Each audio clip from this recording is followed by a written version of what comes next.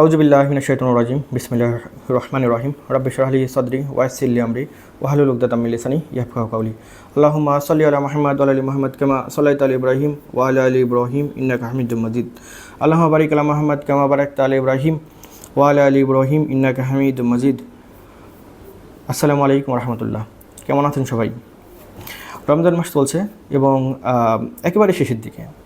তো রমজান মাস ঘিরেই আমাদের তো আলাদাভাবে কিছু প্ল্যান থাকে বা পরিকল্পনা থাকে। তো আমারও কিছু পরিকল্পনা ছিল বা প্ল্যান ছিল। যেমন এবার আমি পরিকল্পনা নিয়েছিলাম যে হচ্ছে প্রত্যেকটা রমজানের যে তারাবি পাঠ হয়, খুব অল্প সময়ে তারাবির যে সূরাগুলো বা যে আয়াতগুলো ওই মানে প্রতি তারাবিতে পড়া হবে, সেই বিষয় নিয়ে আমি সংক্ষিপ্ত সামারি একটা বর্ণনা করবো ইনশাল্লাহ। তো এবার রমজান মাসটা আসলে আকস্মিকভাবে মানে খুব দ্রুত গতিতে শেষ হয়ে গেছে, মানে আমার কাছে যেটা মনে হচ্ছে। এর কয়েকটা কারণ আছে, যেমন ধরেন জাতীয় নির্বাচন হলো এবং এই বিষয় নিয়ে আলোচনা, তারপর ইরান, তারপর ইসরায়েল যুদ্ধ, সব মিলিয়ে এবার রমজানে যে মানে ফোকাস থাকা দরকার, ফোকাসটা আরও জাতীয় এবং আন্তর্জাতিক পর্যায়ে অনেক ফোকাস চলে গেছে। তো তারপরেও আমরা আমাদের যে রামাদান, সেই রামাদান থেকে যে আমরা প্র্যাকটিস বা যে শিক্ষা, এটা সারা বছর যেন চলতে পারে, তেমনভাবে আমরা আল্লাহর কাছে দোয়া করি।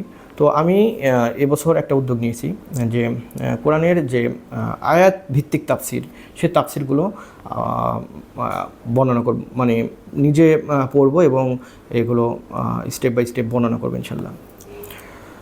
তাফসির আমরা পড়ি এবং নিজেরা তাফসির করতে পারি স্বাভাবিকভাবে, কিন্তু সেই তাফসিরগুলো কতটা ইম্প্যাক্টফুল আমাদের সামাজিক জীবনে, আমাদের ব্যক্তিগত জীবনে এবং জাতীয় এবং আন্তর্জাতিক জীবনে, এটা অবশ্যই একটা চিন্তার বিষয়।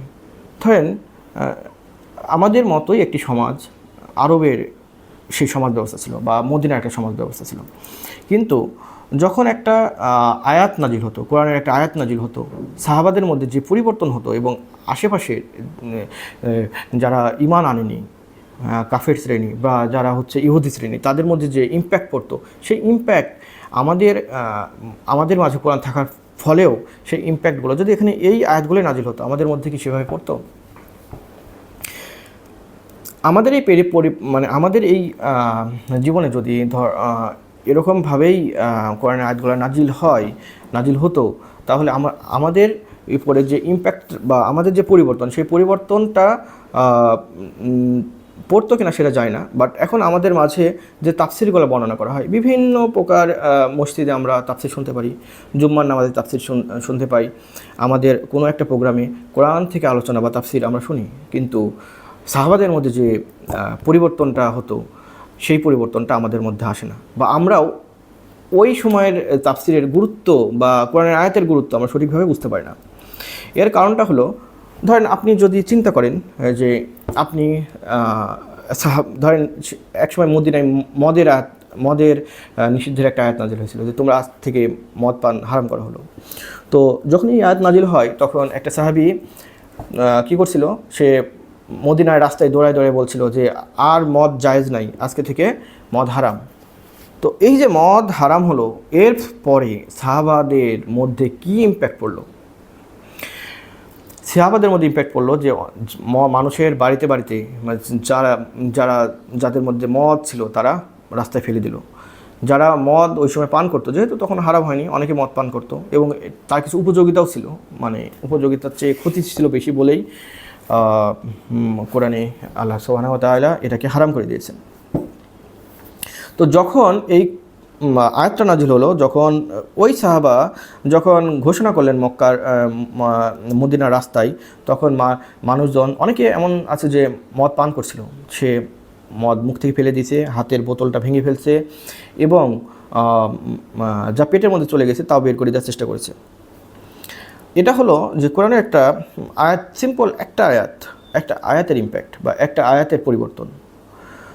আপনি চিন্তা করেন, যখন আপনি ওই মক্কার সাহাবাদের মধ্যে, ধরেন আপনি একটা সাহাবাদের সাথে গল্প করছেন এবং একজন দেখছেন যে আরেকজন সাহাবা মদের আয়াত, আজ থেকে তোমাদের জন্য মদ হারাম করা হলো, এরকম আয়াত নাজিল হচ্ছে, তখন আপনার কেমন হইতো? মানে মানসিক অবস্থা কেমন হতো বা আমাদের কেমন হতো? এর কারণটা হলো যে তাদের হৃদয় বা তাদের অন্তরগুলো ছিল হচ্ছে পরকালের উপরে, পরকাল নিবেদিত, মানে তাদের জীবনের প্রত্যেকটা লক্ষ্য ছিল পরকালমুখী। একইভাবে আমরা যখন এখন তাফসির শুনি, তখন আমাদের অন্তরগুলো নানাভাবে ব্যস্ত থাকে, এবং যেভাবে এই তাফসিরগুলো মানে শোনার দরকার সেভাবে তাফসিরগুলো শোনা হয় না, বা যেভাবে বর্ণনা করা দরকার সেভাবে বর্ণনা করাও হয় না। এমনভাবে আমাদের কোরআন তাফসির পড়া উচিত, বা এমনভাবে কোরআনগুলা বোঝা উচিত যেভাবে ধরেন আমি মনে করছি যে সাহাবাদের মধ্যে আছে, বা যে এই আয়াত যখন নাজিল হচ্ছে তখন যদি আমি ওই মুহূর্তে থাকতাম তখন আমাদের কেমন লাগতো। তো আমরা এগুলো বুঝতে পারি না, কারণটা হলো যে ওই সময়ের যে এই প্রেক্ষাপটগুলো আমরা খুব ভালোভাবে জানি না বলেই আমাদের আসলে এই আয়াতের ধরেন সূরা আল বাকারার 1 থেকে 7 এই 7টা আয়াত একসাথে নাজিল হয়েছে। তো এই 1-7 আমরা তো প্রায়ই তিলাওয়াত করি নামাজে, বা হচ্ছে প্রায়ই শুনি। এবার তারাবিতে, প্রথম তারাবিতেই আলিফ লাম মিম যালিকাল কিতাবু লা রাইবা ফীহি হুদাল লিল মুত্তাকিন, এই যে এখান থেকেই তো আমাদের শুরু হলো। কিন্তু এরপরে কি আমরা কি সেইভাবে বুঝতে পারলাম যেভাবে এই আয়াতটা নাজিল হয়েছিল? এই নাজিল না হওয়ার বোঝার জন্য যেটা দরকার সেটা হচ্ছে ওই সময়ের প্রেক্ষাপটগুলো, মানে কোনো একটা সূরার প্রেক্ষাপটগুলো ভালোভাবে জানা, বোঝা, এবং এই আয়াতের নাজিলের ফলে পারিপার্শ্বিক কী পরিবর্তন হলো, সাহাবাদের মধ্যে কী পরিবর্তন হলো, এবং ভূরাজনীতি কী পরিবর্তন হলো, এই বিষয়গুলো ভালোভাবে বুঝতে পারা। তো ইনশাআল্লাহ আমার এই পুরো 1 বছরের প্রচেষ্টা থাকবে যে প্রত্যেকটা মানে সূরার যে আয়াতগুলো একবারে নাজিল হয়েছে, ধরেন সূরা আল বাকারার 1 থেকে 7 একবারে নাজিল হয়েছে, তারপরে 8 থেকে 20 নম্বর আর এক ধাপে নাজিল হয়েছে। তো এই যে গ্রুপ অনুযায়ী যে সূরার আয়াতগুলো নাজিল হয়েছে, এই আয়াতগুলোর ছোট ছোট তাফসির আকারে বোঝা, নোট করা এবং কথা বলা ইনশাআল্লাহ। তো আজকে আমি 1 থেকে 7 নম্বর আয়াতের বিষয়ে আলোচনা করব ইনশাআল্লাহ। তো 1 থেকে 7 নম্বর আয়াতটা বুঝতে হলে আমাদের আসলে প্রথমেই বুঝতে হবে যে হচ্ছে ওই সময় কোন প্রেক্ষাপটে এই তাফসিরটা আয়াতগুলো নাজিল হলো। তো রাসূলুল্লাহ সাল্লাল্লাহু আলাইহি সাল্লাম যখন মদিনায় হিজরত করলেন, মদিনায় হিজরত করার পরে মূলত 3টা প্রধান মানে মানব সমাজ ছিল, মানে এই সামাজিক ব্যবস্থায় 3টা প্রধান গ্রুপ ছিল। 1 নম্বর মানুষ ছিল যারা মক্কার মুজাহিদ এবং মদিনার আনসার। তো মক্কার মুজাহির এবং মানে যারা মুজাহির মানে হচ্ছে যারা হিজরত করে গেছেন, অর্থাৎ রাসূলুল্লাহ সাল্লাল্লাহু আলাইহি ওয়াসাল্লামের সাথে যারা মদিনায় চলে গেছেন তারা হচ্ছে মুজাহির। আর আনসার কারা? যারা এই যে আকাবার যারা শপথ দিয়েছিলেন, আকাবার আমি এটা পরে কথা বলছি, আকাবার প্রথম এবং দ্বিতীয় বায়াতের ফলে যে বনু খাজরাজ এবং এই আউস গোত্রের এই যারা রাসূলুল্লাহ সাল্লাল্লাহু আলাইহি ওয়াসাল্লামের কাছে বায়াত গ্রহণ করেছিলেন তারা ছিলেন আনসার, মূলত তারা ছিলেন আনসার বা সাহায্যকারী। এই 2 শ্রেণী মনে প্রাণে ইসলামকে ধারণ করেছিলেন, এবং তারা চাইতেন যে ইসলাম প্রতিষ্ঠা হোক, ইসলামের যে সুমহান নীতি, সুমহান বাণী এটা ছড়িয়ে পড়ুক। এছাড়াও আরেকটা গ্রুপ ছিল, সেটা হচ্ছে মদিনার ইহুদি সমাজ। মদিনার ইহুদি সমাজটা ছিল একটা আলেম সমাজ, মানে আলেম শ্রেণী। তাদের কিতাবের জ্ঞান ছিল, এবং তারা তারা অনেক বেশি জানতো, এবং বিচার বিশ্লেষণের ক্ষমতা তাদের ছিল। কিন্তু এবং তাদের শেষ নবী সম্পর্কে আগমনের মানে যে ঘটনা প্রবাহ, যে ভবিষ্যৎবাণী, তাদের সম্পর্কে তাদের বিস্তর জ্ঞান ছিল। আরেকটা কারা ছিল? আরবের মুশরিক। এই মুসলিমরা তো চলে আসছে আরব থেকে, কিন্তু তখনও এই কোনো সব বিষয়ে ইম্প্যাক্টফুল একটা জাতি ছিল আরবের এই মুশরিক, যারা হচ্ছে সরাসরি রাসূলুল্লাহ সাল্লামের বিরোধিতা করতো মক্কায় থাকতে। তাদের বিরোধিতার কারণেই রাসূলুল্লাহ সাল্লামকে তার সাহাবাদের নিয়ে মদিনায় হিজরত করতে হয়েছিল। তো চলুন যে আমরা এখন দেখি যে হচ্ছে মদিনার মানে মক্কা এবং মদিনার যে গোত্র ব্যবস্থা, বংশ ব্যবস্থা, সে বিষয় নিয়ে আমি এই বিষয়টা নিয়ে আলোচনা করবো এখন, যে কোন প্রেক্ষিতে আলোচনা মানে এই কোরআনটা আয়াত নাজিল হলো। তার আগে আমাদের আলাদাভাবে জানা দরকার যে মদিনার বংশ ব্যবস্থা কেমন ছিল এবং মক্কার মানে গোত্র ব্যবস্থা কেমন ছিল। তো যেহেতু এই সূরা আল বাকারা মদিনায় নাজিল হওয়া শুরু হয়েছে, এবং সূরা বাকারা আসলে একটা সূরা বাকারা এবং আলে ইমরান এরা মানে কোরআনের একটা প্রাণ বলা যায় বা হৃৎপিণ্ড বলা যায়। কারণ যদি সূরা বাকারাই যদি আমরা আলোচনা করি, তাহলে দেখা যাবে যে এই যে একেবারে মদিনায় আসার পর এই সূরা নাজিল হয়ে গেছে, এবং একদম শেষের দিকে একদম মক্কা বিজয়ের পরেও এই সূরা আল বাকারার শেষ আয়াত নাজিল হয়েছে। অর্থাৎ সুদীর্ঘ বছর 10 বছর ধরে এই সূরাটা নাজিল হয়েছে।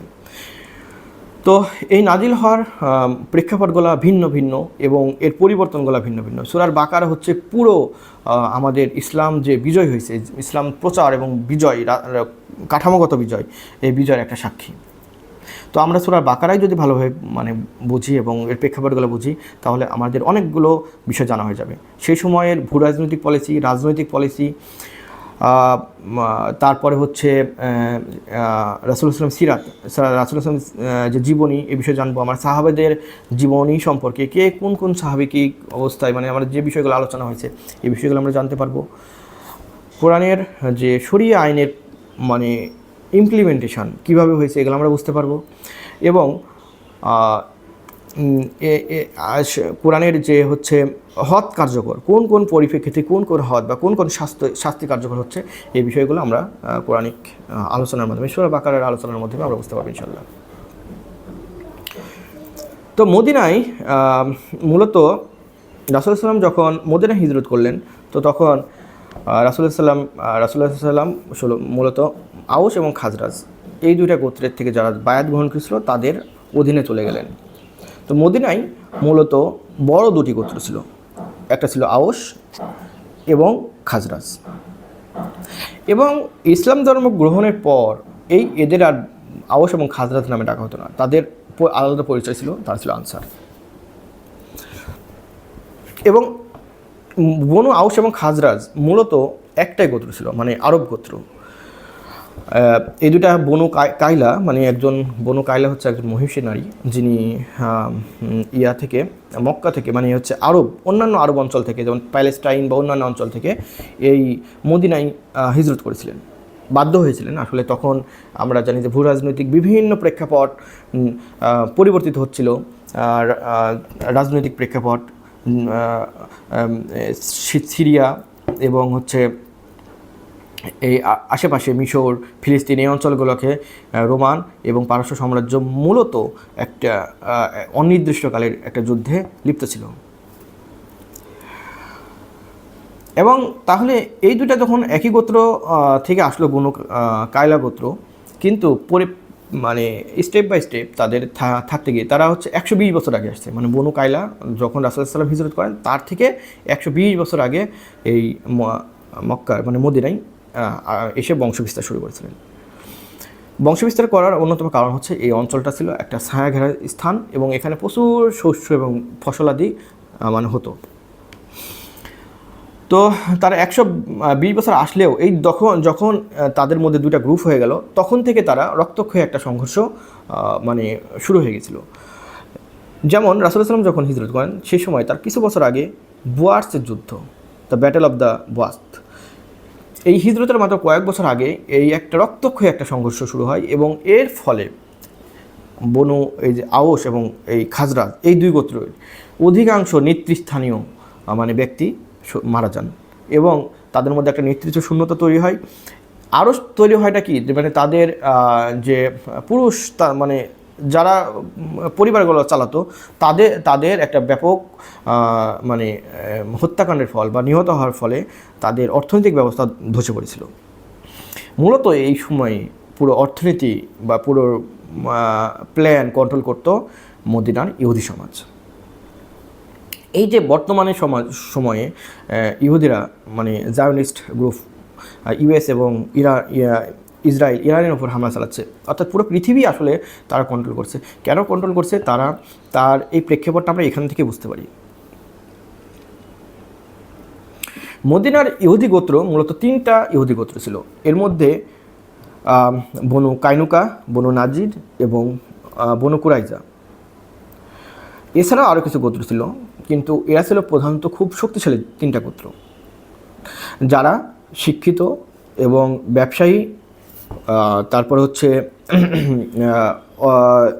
অর্থ সম্পদ মানে হচ্ছে বাজার নিয়ন্ত্রণ করত, এবং একই সাথে তারা ছিল আলেম সমাজ, মানে তাদের ইলম ছিল, জ্ঞান ছিল, কিতাবের জ্ঞান ছিল, এবং তারা যেহেতু কিতাবের বিষয় শিক্ষিত এবং পারিপার্শ্বিকভাবে যে শিক্ষা ব্যবস্থা, সেই শিক্ষা ব্যবস্থা তারা শিক্ষিত ছিল, দ্যাটস ওয়াই পুরো মদিনার উপরে তাদের আলাদাভাবে কন্ট্রোল ছিল। এখন কেউ যদি কোনো ধর্মের কথা বলে, তাহলে প্রথম বাধা আসে এই মদিনার ইহুদি গোত্র থেকেই। তো ইহুদিরা যা বলবেই সেটাই আসলে সত্য। ওই সময় মানুষের কাছে এটা ছিল যে তারা সত্য। তারা যদি একটা খারাপ কাজও করে, নিকৃষ্ট কাজও করে, যেহেতু তারা আলেম, সেহেতু সেই মানুষদের কাছে ছিল যে না, তারা যা বলছে এটা সত্য, তাদের বিরোধিতা করা যাবে না। এবং অন্য যারা বিরোধিতা করতো, মানে যারা ওই অন্য কথা, ভিন্ন কথা বলতো, তারা মূলত তাদের শত্রু হয়ে যেত এবং এক প্রকার তা মানে হাসির পাত্রে পরিণত হয়ে যেত, এই শুধুমাত্র ইহুদি গোত্রের কারণে। মদিনার এই যে ইহুদিরা সত্য জানার পরেও, তাদের কিতাবের জ্ঞান থাকার পরেও যারা সত্য পালন করতো না, এই জন্য আল্লাহ সুবহানাহু ওয়া তাআলা তাদের উপর লানত বর্ষণ করছেন। এখন আমরা দেখি যে হচ্ছে এই যে আউস এবং খাজরাজ, এদের মধ্যে এবং মদিনা ইহুদি গোত্র, তাদের মধ্যে কি কি পারিপার্শ্বিক শত্রুতা, মানে সম্পর্কগুলো কেমন ছিল।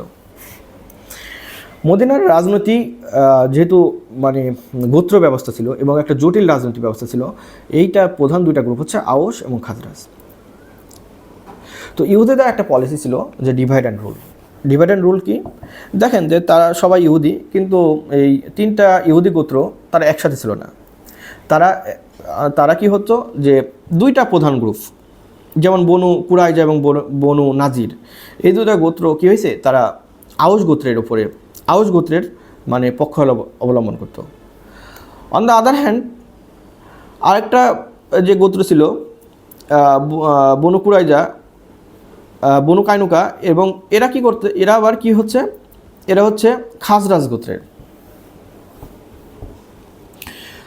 তো কুরাইজা সামরিকভাবে খুবই শক্তিশালী একটা গোত্র ছিল ইহুদিদের, আর বনু নাজির এরা ছিল হচ্ছে কৃষি প্রধান, মানে তারা কৃষি, তারপরে ভূসম্পদের মানে ওখানকার যে ভূমির যারা মালিকানা, তারা মূলত বনু নাজির গোত্রের ছিল। আর বনু কাইনিকা এটা ছিল মূলত স্বর্ণকার এবং ব্যবসায়ী। এই যে বনু কুরাইজা এবং বনু নাজির গোত্র, এই দুইটা আউস গোত্রের হওয়ার আরেকটা কারণ আছে। আউস গোত্র মানে তারা হলো মানে সামরিকভাবে শক্তিশালী কিন্তু সংখ্যায় কম। আবার বনু খাজরাজ গোত্র সংখ্যায় অনেক বেশি, সামরিকভাবে দুর্বল, কিন্তু তাদের অর্থনীতি স্ট্রং। তাদের সাথে বন্ধুত্ব ছিল বনু কাইনুকার অর্থনীতি স্ট্রং হওয়ার কারণে তাদের যে স্বর্ণের ব্যবসা, অধিকাংশ ক্ষেত্রে স্বর্ণের ব্যবসা পরিচালিত হতো বা টিকে ছিল বনু খাজরাজ গোত্রের ক্ষেত্রে। যখন তারা দুইটা গোত্রের মধ্যে তারাই তো যুদ্ধগুলা জিয়ায় রাখতো, মানে শত্রুতা মানে জিয়ায় রাখতো। তো যখন এই দুইটা গোত্রের মধ্যে যুদ্ধ শুরু হতো, তখন বাই ডিফল্টভাবে বনু নাজির এবং বনু কুরাইজা আউস গোত্রের দিকে খাজরাজ গোত্রের দিকে আউস গোত্রের দিকে চলে যেত, এবং বনু কাইনুকা খাজরাজ গোত্রের দিকে চলে যেত। এবং তারা সরাসরি কোনো যুদ্ধ না করলেও তারা যুদ্ধের সকল রসদ মানে সরবরাহ করত। এবং এর ফলে কি হয়েছে যে আউস এবং খাজরাজ গোত্রের মধ্যে প্রায় যুদ্ধ লাগতো, এবং এই যে লাস্ট যে যুদ্ধ, বোয়ার্সের যুদ্ধ, সেই যুদ্ধের ফলে তাদের বিশাল অংশ সৈন্য সামন্ত এবং অর্থনীতি একেবারে ধ্বংসপ্রাপ্ত, এবং তারা ক্লান্ত এবং শ্রান্ত হয়ে পড়েছিল। তো ইহুদিরা আসলে এই আউস এবং খাজরাজ মানে যারা মক্কা মানে যারা হচ্ছে আরব গোত্র, এর আগে আসার ফলে তাদের এখানে আসার দুইটা প্রধান কারণ ছিল। একটা কারণটা হলো যে তারা প্যালেস্টাইন অঞ্চল থেকে আসছে, ওই সময় তাদের উপর নির্যাতন চলছিল। মানে আমরা জানি যে ইহুদি গোত্র, আমরা যদি তাদের 5000 বছরের ইতিহাস আমরা ব্যাখ্যা করি, যে তাদের উপরে কেউ একসময় দমন নিপীড়ন চালাইছে, কেউ তাদেরকে মানে আবার পুনরায় রক্ষা করেছে বা তাদের পুনরায় প্রতিষ্ঠা করেছে। এভাবেই তাদের এই 5000 বছরের ইতিহাস। এখন যেমন আমাদের এই সময় আমরা জানি যে হিটলার বা জার্মানরা, নাজিস, তারা হলো তাদের মানে ইহুদিদের হত্যা করেছে। এখন আবার জায়নিস্টদের গ্রুপ ইংল্যান্ড মানে যে ব্রিটিশ এবং বর্তমান ইউএস, তারা ইহুদিদেরকে একটা রক্ষা করছে এবং আলাদা যে গ্রেটার ইসরায়েল তৈরি করার একটা পথ তৈরি করে দিচ্ছে। এমনিভাবে ওই সময় তারা রাসূল সাল্লাম যখন মানে হিজরত করেন, যখন রাসূল সাল্লাম যখন মক্কায় ছিলেন তখনই মানে তারও আরও আগেই তারা তখন মদিনায় চলে আসছে। মদিনায় চলে আসার এই প্রেক্ষাপটটা হলো যে তাদের উপর আক্রমণ নির্যাতন চলছিল। আরেকটা কারণটা হলো যে তারা নিরাপদ আশ্রয় খুঁজছিল। যখন তারা ওখান থেকে নির্যাতনের শিকার হচ্ছিল, তখন তারা নিরাপদ আশ্রয় খুঁজে মদিনায় আশ্রয় নিচ্ছে। মদিনায় আশ্রয় নেওয়ার কারণটা কি? মদিনায় আশ্রয় নেওয়ার কারণটা হলো যে তাদের কিতাবের যে জ্ঞান ছিল, সেই কিতাবে ছিল যে তাদের রক্ষা করতে পারবেন, মানে তাদের যে নেতা আসবে, সেই নেতা আসবে এই ছায়া ঘেরা একটা দুই পাহাড়ের মাঝখানে খেজুর বাগানের মধ্যে আর কি, তাদের কিতাবের যে ভবিষ্যৎবাণী ছিল। তো তারা যখন নতুন পথ খুঁজছিল এবং নতুন জায়গা খুঁজছিল, তখন এটাকেই তাদের সবচেয়ে যোগ্য জায়গা মনে হয়েছে। তো পরবর্তীতে যখন এই আরব গোত্রগুলো আসছিল, তখন তাদের মধ্যে এক ধরনের শত্রুতা তৈরি হয়েছিল প্রথম দিকে। তো তৈরি হওয়ার পরে তারা এখান থেকে তারা মিউচুয়াল আন্ডারস্ট্যান্ডিংয়ের মাধ্যমে এখানে থেকে গেছে। দেখো তাদের বোঝাচ্ছিল, দেখো আমরা এখানে আসছি, আমাদের যে ত্রাণকর্তা, মানে আমাদের যে উদ্ধার মানে নবী আসবেন, তার জন্যই আমরা এখানে অবস্থান করছি। সো তাদের মধ্যে এবং আউস এবং খাজরাজকে তাদের মধ্যে একটা মিউচুয়াল আন্ডারস্ট্যান্ডিং হয় এবং তারা সেইখানেই এই মদিনায় বসবাস করা শুরু করে। তো মদিনায় রাসূল সাল্লাম যখন এই পরিবেশে হিজরত করলেন, তখন আনসাররা তখন রাসূল সাল্লামকে সর্বদিক থেকে সহযোগিতা করা শুরু করলেন। তো রাসূল সাল্লামের যে সহযোগিতা করলেন, এর দুইটা প্রেক্ষাপট ছিল। এক, আকাবার প্রথম বায়াত এবং আকাবার দ্বিতীয় বায়াত। আকাবার প্রথম বায়াতটা কি? যে নবুয়তের 13তম বছর, মানে রাসূল সাল্লাম তো 11তম বছর, রাসূল সাল্লাম তো 13তম বছর, মানে 13 বছর মক্কায় ইসলাম প্রচার করেছেন এবং 13তম বছরের শেষে মদিনা হিজরত করেছেন। তো 11তম বছর মানে হিজরতের 2 বছর আগে 6 জন লোক যারা মক্কায় এসে রাসূল সাল্লামের সাথে ইসলাম ধর্ম গ্রহণ করেন।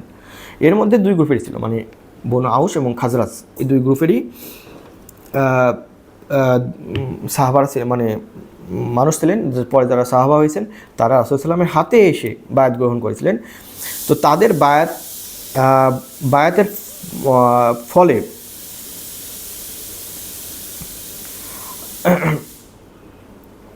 বায়াতের ফলে কি হলো যে 6টা অঙ্গীকার করলেন যে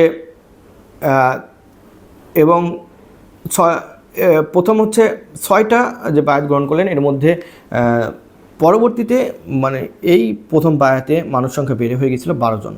এর মধ্যে আউস গোত্রে ছিলেন 2 জন এবং খাজরাজের 10 জন। তো এই বায়াতের অঙ্গীকারগুলো কেমন ছিল? অঙ্গীকার ছিল যে আল্লাহর সাথে কাউকে শরিক করো না। মানে আমাদের এই বিষয়গুলো একটু আলোচনা দীর্ঘ হওয়ার কারণটা হলো যে এই বিষয়গুলো জানলে আমাদের পরবর্তী আয়াতের প্রেক্ষাপটগুলো আমরা সহজ হবে ইনশাল্লাহ। যেমন আল্লাহর সাথে কাউকে শরিক না করা, চুরি না করা, ব্যভিচার না করা, সন্তান হত্যা না করা এবং কারো উপর অপবাদ না দেওয়া এবং সৎ কাজের অবাধ্য না হওয়া। অর্থাৎ রাসূল সাল্লাম যে আকাবার প্রথম বায়াত হলো, এই বায়াতে খুব বেসিক জিনিসগুলো তিনি শর্ত হিসেবে সেই 12 জনকে শর্ত হিসেবে তাদেরকে উপদেশ দিলেন যে তোমরা এই 6টা কাজগুলো করতে থাকবে। এর পরের বছরই অর্থাৎ 13তম বছর, 11তম বছর শেষ হয়ে গেছে, তো 12 এবং 13 প্রথম দিকেই 75 জন লোক, এটা ছিল একটা ঐতিহাসিক একটা বায়াত। 73 জন পুরুষ এবং 2 জন মহিলা মক্কায় আসেন এবং রাসূলুল্লাহ সাল্লাল্লাহু আলাইহি সাল্লামের সাথে গোপনে দেখা করেন। তখন এমন অবস্থা হয়ে গেছিলো যে প্রথম বায়াতের ফলে যারা যে বায়াত নিয়েছেন এরা মক্কার কাফেররা জানতো এবং দ্বিতীয় বায়াতটা তাদের জন্য ছিল একটা রিস্কি বিষয়। যদি সরাসরি তাদের দেখতে পেত, তাদেরকে হত্যা করে ফেলার একটা সম্ভাবনা ছিল। দ্যাটস ওয়াই তারা গোপনেই রাসূলুল্লাহ সাল্লাল্লাহু আলাইহি সাল্লামের সাথে দেখা করেছিলেন আকাবা নামক স্থানে, আকাবা নামক ঘাঁটিতে রাসূলুল্লাহ সাল্লাল্লাহু আলাইহি ওয়াসাল্লামের সাথে দেখা করেছিলেন এবং পরবর্তীতে বায়াত নিয়েছিলেন। এবং এই বায়াতটা দেখেন, এই বায়াতের যে শর্তগুলো ছিল, এই শর্তগুলো খুবই স্ট্রং। প্রথম বায়াতে যেমন শুধুমাত্র কিছু আচার আচরণ পালন, আল্লাহ এবং রাসূলকে মেনে চলা, মানুষকে ক্ষতির সাধন না করা, সৎ পথে থাকা, এটাই ছিল মূল বায়াতের অংশ। বাট এইখানেকার দ্বিতীয় বায়াতের শর্তগুলো ছিল স্ট্রং। এখানে শর্তের মধ্যে একটা ছিল যে সুসময় এবং দুঃসময়ে উভয় অবস্থায় রাসূলুল্লাহ সাল্লাল্লাহু আলাইহি ওয়াসাল্লামের কথা শোনা এবং মেনে চলা। প্রথম, এতদিন তাদের কথা মেনে চলা, রাসূলুল্লাহ সাল্লাল্লাহু আলাইহি ওয়াসাল্লামের কথা শোনা এবং মেনে চলার কোনো বাধ্যবাধকতা ছিল না, যে তারা শুধুমাত্র এক আল্লাহর পরিমাণ আনবে, আল্লাহ এবং রাসূলের আনুগত্য করবে এবং ভালো কাজ করবে এবং সৎ কাজ করতে থাকবে আর কি, সৎ কাজের বিরোধিতা করবে না। কিন্তু এখানে হচ্ছে যে বাধ্যতামূলকভাবে তারা একটা আর্মির মতো, যে তারা অবশ্যই রাসূলুল্লাহ সাল্লাল্লাহু আলাইহি ওয়াসাল্লামের কথা শুনবে এবং মানবে এবং তাদের সামর্থ্য অনুযায়ী ব্যয় করা। অর্থাৎ পুরো একটা বাহিনীর মতো মানে তৈরি হয়েছে, যারা রাসূলুল্লাহ সাল্লাল্লাহু আলাইহি ওয়াসাল্লামের যে কোনো বিপদ আপদে সাহায্য সহযোগিতা করতে পারবে। এতক্ষণ ছিল যে কোনো সৎ কাজের কেউ আদেশ করলে বাধা প্রদান না করা। বাট এখানে হলো তাদের নতুন নির্দেশনা বা নতুন শর্ত হলো সৎ কাজের আদেশ করতে হবে। পুরো মানে আমাদের পৃথিবী ব্যবস্থায় যদি আমরা দেখি, তাহলে এই একটা নির্দেশনার উপরেই এই পৃথিবীর ভালো এবং মন্দ টিকে আছে। সৎ কাজে আদেশ করা এবং অসৎ কাজে নিষেধ করা। সৎ কাজে আদেশ এবং অসৎ কাজে নিষেধ, এটাই হলো আল্লাহর খেলাফতের মূল দায়িত্ব। পুরো পৃথিবীর পুরো মানুষের উপরে মূল দায়িত্ব হচ্ছে এই সৎ কাজের আদেশ এবং অসৎ কাজের নিষেধ। কেউ যদি সৎ কাজের আদেশ না করে, যে পরিপার্শ্বিক কী হচ্ছে তারা যদি বিবেচনা না করা হয়, অচিরেই তার উপরে আল্লাহর আযাব মানে নেমে আসবে এবং ওই সমাজ ব্যবস্থা অনাচার এবং অবিচারে ভরে উঠবে। এবং অসৎ কাজের নির্দেশ, একই সাথে যদি অসৎ কাজের নিষেধ না করা হয়, একইভাবে সেই সমাজটা অসৎ কাজে, কলুষিত কাজে এবং ভরে যাবে এবং এর প্রভাব তার ব্যক্তি লাইফ, পরিবার লাইফ এবং সমাজ লাইফে পড়বেই।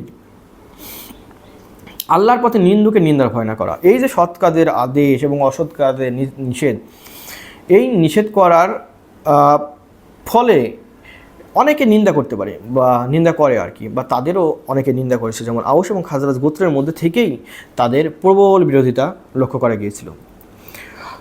সবচেয়ে বড় শর্ত হচ্ছে রাসূলুল্লাহ সাল্লাল্লাহু আলাইহি ওয়াসাল্লাম যখন মদিনায় যাবেন, তখন নিজের পরিবার এবং সন্তান যেভাবে তারা রক্ষা করেন, সেভাবে রাসূলুল্লাহ সাল্লাল্লাহু আলাইহি ওয়াসাল্লামকে এবং রাসূলুল্লাহ সাল্লাল্লাহু আলাইহি ওয়াসাল্লামের সাহাবাদেরকে রক্ষা করা,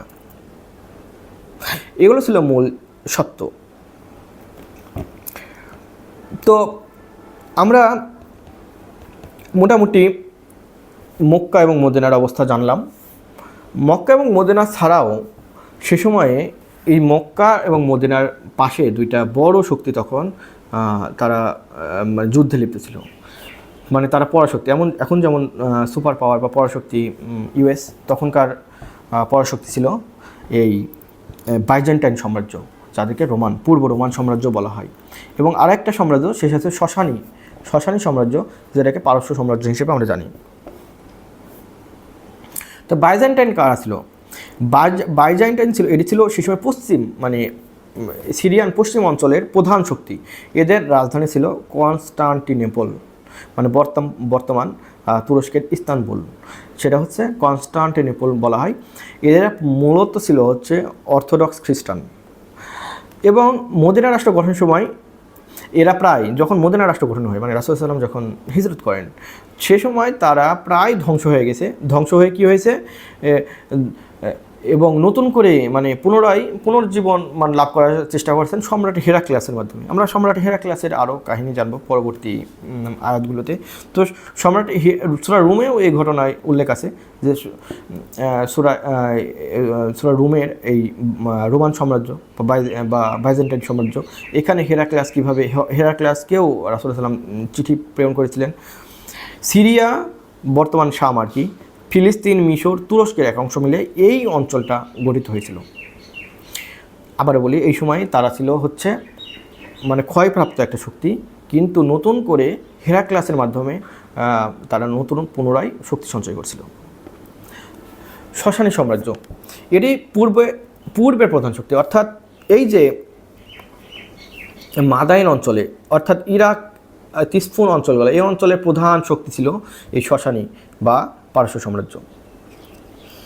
এবং তারা ছিল মানে এখন যে পারস্য আছে ইরান, এরাও কিন্তু ওই পারস্য সাম্রাজ্যের মধ্যেই পড়ছিল। ইরান, ইরাক, সিরিয়ার কিছু অঞ্চল মিলাই এই পারস্য সাম্রাজ্য, প্যালেস্টাইনের কিছু অংশ, এই অঞ্চলগুলো ছিল পারস্য অংশের মধ্যে। এবং শশানী সাম্রাজ্য বা যে পারস্য, এরা ছিল মূলত অগ্নি পূজারক বা মাজুসী ধর্মের। মাজুসী এমন একটা জাতি যারা অগ্নি পূজা করত, মানে আগুনের পূজা করত।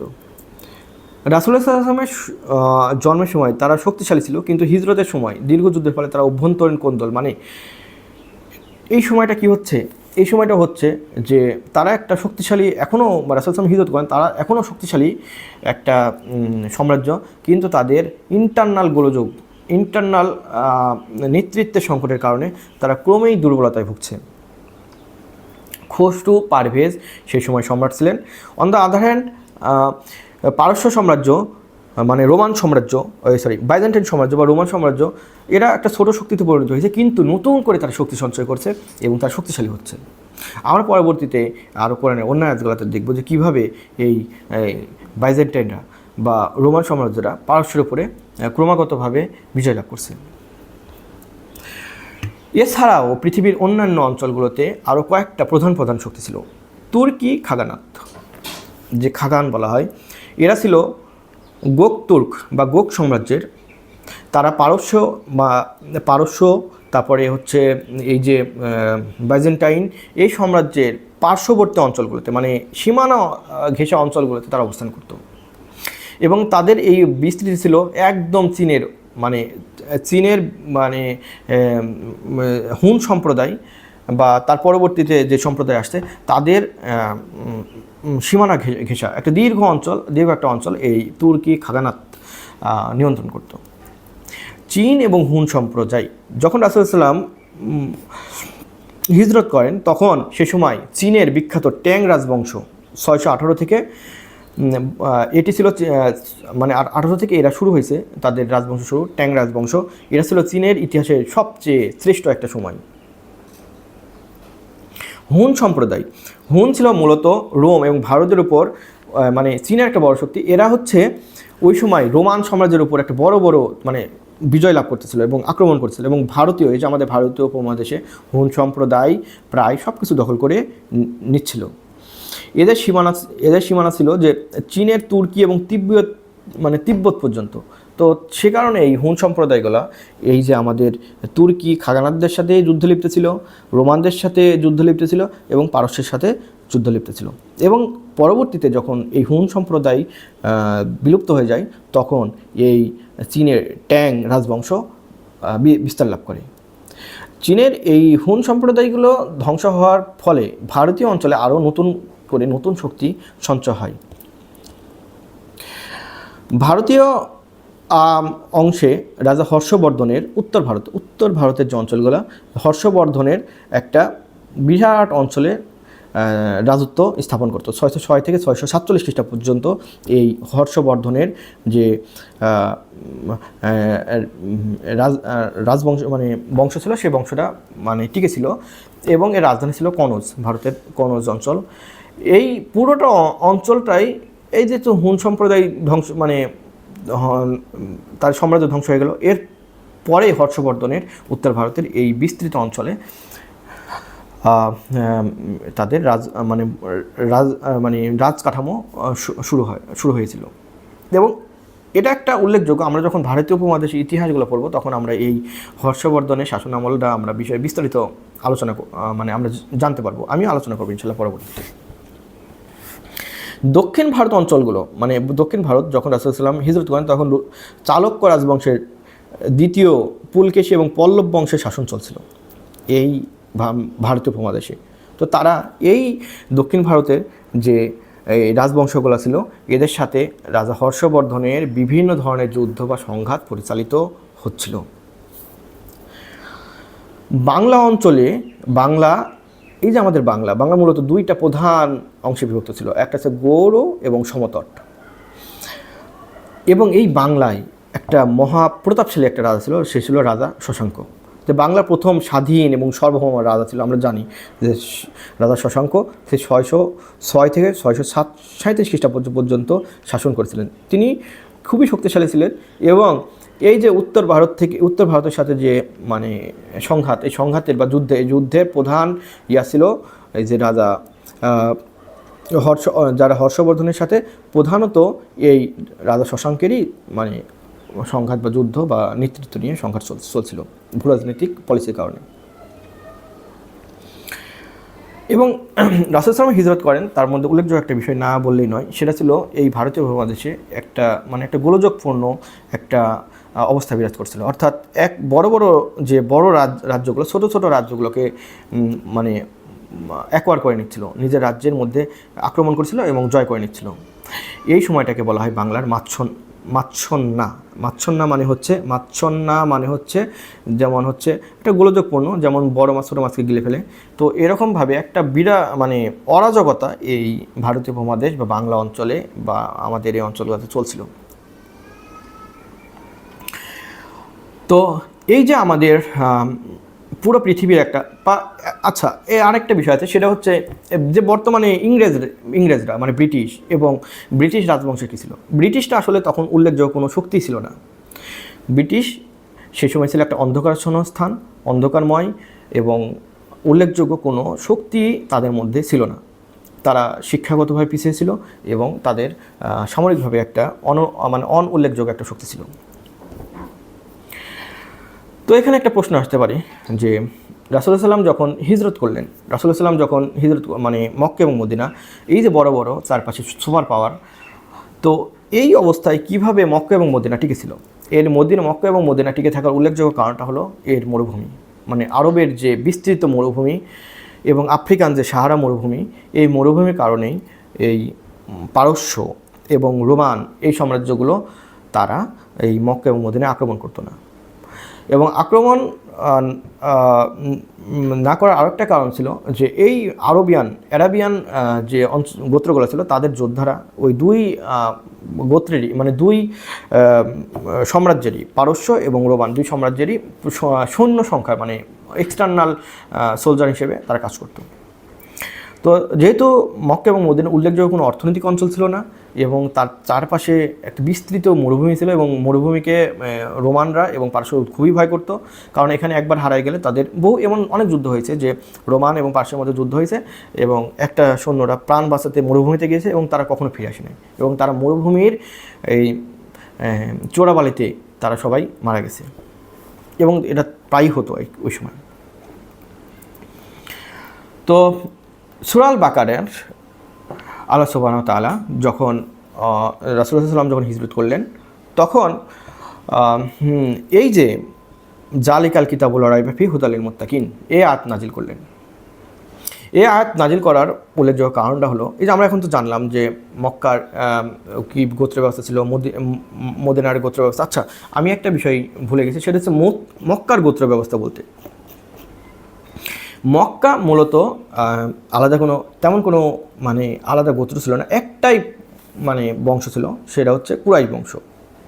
তো কুরাইশ বংশেরই অনেকগুলো ভাগ ছিল, সেটা হচ্ছে উপগোত্র, যেমন বনু হাশিম। আচ্ছা, এটা একটা বোঝা দরকার, কারণটা হলো আমরা যদি এই গোত্রগুলার মানে উপগোত্রগুলো না বুঝি, তাহলে এই গোত্রগুলোর মধ্যে কী ধরনের সংঘাত ছিল এটা আমরা বুঝতে পারবো না। যেমন বনু হাশিম, রাসূলুল্লাহ সাল্লামের যখন যে গোত্র ছিল সেটা ছিল বনু হাশিম গোত্র। এরা সাধারণত মানে খাদেম হিসেবে কাজ করতো, যে হাজিদের পানি পান করাতো এবং আপ্যায়নের দায়িত্ব তাদের ছিল। বনু উমাইয়া আমরা এই যে উমাইয়া রাজবংশ যেখান থেকে শুরু হয়েছে, এটা আবু সুফিয়ানের গোত্র, মানে আবু সুফিয়ান পরে ইসলাম ধর্ম গ্রহণ করেছিলেন। এরা ছিল ব্যবসায়ী এবং অত্যন্ত শক্তিশালী অর্থনৈতিকভাবে এবং রাজনৈতিকভাবে। বনু মাকজুম ছিল আবু জেহেলের গোত্র। দেখেন, এটা নামটা মনে রাখেন, বনু মাকজুম, এটার সাথে মানে হাশিম গোত্র বা আমার রাসূল সাল্লামের গোত্রের একটা সংঘাত ছিল আগে থেকেই। এরা হচ্ছে সামরিক বা যুদ্ধবিদ্যা খুব এক্সপার্ট ছিল। বনু আসাদ, খাদিজা রাদিয়াল্লাহু তাআলা আনহুর এটা বংশ ছিল। বনু আব্দুদ্দার, এরা কাবার চাবি রক্ষা করত।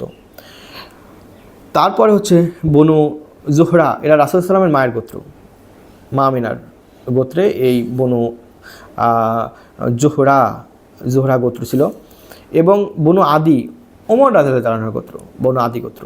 এবং তারা ছিল হচ্ছে শক্তিশালী একটা গোত্র, রাষ্ট্রদূত, বিভিন্ন কূটনৈতিক কাজ, তারপরে হচ্ছে মানে কূটনৈতিক বিষয় মানে যে কাজগুলো সেই বনু আদি গোত্রের লোকেরা করতো।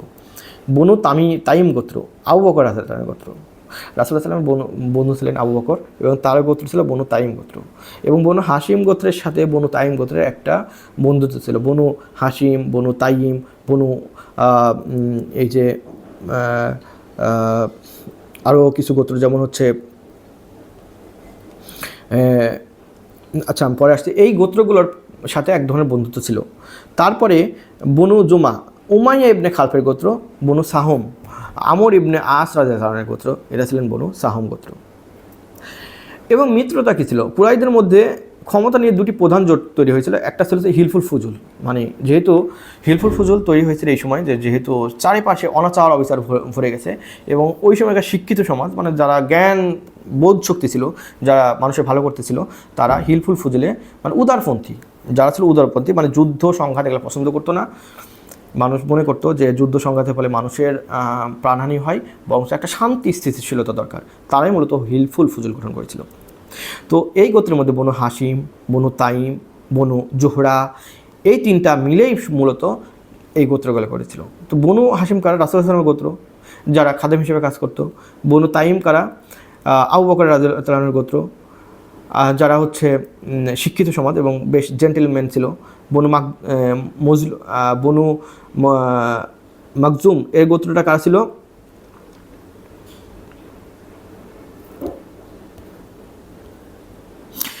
আচ্ছা, এরা ছিল এদের কাজ ছিল হচ্ছে মূলত সমাজসেবামূলক কাজ এবং হচ্ছে মানুষ উপকার সাধন করা। অন দ্য আদার হ্যান্ড, এই বনু হাশিমের প্রধান শত্রু কে ছিল?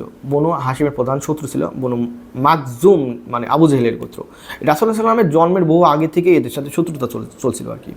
মক্কার রাজনৈতিক সবচেয়ে গোত্র ছিল বনু হাশিম এবং বনু মাকজুম গোত্রের।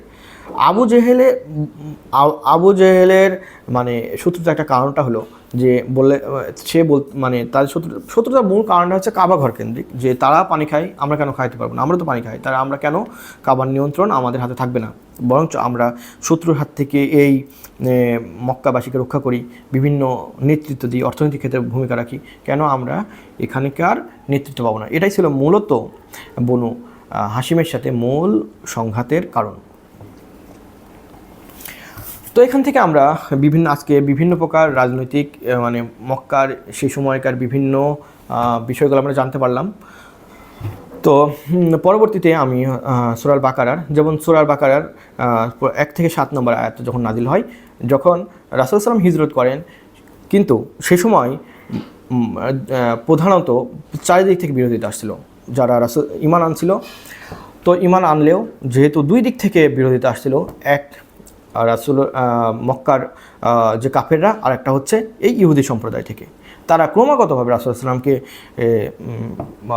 প্রশ্ন বানে জর্জরিত করতেছিল এবং আল্লাহর আয়াত যে মিথ্যা এটা প্রমাণ করার চেষ্টা করছিল। এরই প্রেক্ষাপটে আল্লাহ সুবহানাহু ওয়া তাআলা সূরা বাকারা নাজিল করলেন। সূরা বাকারার আলিফ লাম মিমের পরে যালিকাল কিতাবু লা রাইবা ফিহি হুদাল লিল মুত্তাকিন, তিনি বললেন যে এটা হচ্ছে এমন একটা কিতাব যাতে মুত্তাকিনদের জন্য কোনো সন্দেহ নাই। এবং তিনি আরও কিছু মানে উপদেশ দিলেন, যে গায়েবের প্রতি বিশ্বাস, আল্লাহর থেকে মানে যারা হচ্ছে যে জীবিকা হয় তা থেকে খরচ করা, বিভিন্ন উপদেশ দিলেন। এবং 6 এবং 7 নম্বর আয়াতে আল্লাহ সুবহানাহু ওয়া তাআলা কাফেরদের প্রতি সতর্ক বাণী দিলেন, যে যারা কাফের তাদের অন্তর মোহর মারা হয়েছে এবং তাদের অন্তর মোহর মারার কারণে সত্য যখন তাদের কাছে আসছে, সেই সত্য তারা গ্রহণ করতে পারছে না। এবং আল্লাহ রাসূলকে উপদেশ দিলেন যে তিনি যেন তাদের অবস্থা দেখে হতাশ না হন, বিচলিত না হন, এবং তার কাজ হচ্ছে শুধুমাত্র দাওয়াত দেওয়া। তো সূরা আল বাকারা একটা দীর্ঘ একটা সূরা, আমি স্টেপ বাই স্টেপ ইনশাআল্লাহ আমরা এই বিষয় নিয়ে আলোচনা করব। সূরা বাকারার সাথে আরও অনেকগুলো মানে আয়াত নাজিল হয়েছে। যেমন বাকারা যখন প্রথম দিকের এই আয়াত যখন নাজিল হয়, তখন একই সাথে সূরা আনফাল, মানে এই কিছুদিন পর বদর যুদ্ধ হচ্ছে, বদর যুদ্ধের প্রেক্ষাপটে সূরা আনফাল নাজিল হয়। সূরা জুমা, সূরা জুমা নাজিল হয় মদিনা মধ্যবর্তী তৃতীয় এবং ষষ্ঠ হিজরিতে, তখনও সূরা বাকারা নাজিল হচ্ছেই। তখন সূরা আলে ইমরান বিশাল একটা সূরা, সূরা নিসা, সূরা আহজাব, সূরা হাশর, এই সূরাগুলো নাজিল হচ্ছিল। এবং শেষ সময়ে সূরা আল ফাত, সূরা হুজুরাত, একেবারে সপ্তম থেকে দশম হিজরিতে সূরা ফাত, হুজুরাত, সূরা তৌবা, সূরা মাইদা, এই সূরাগুলো নাজিল হচ্ছিল।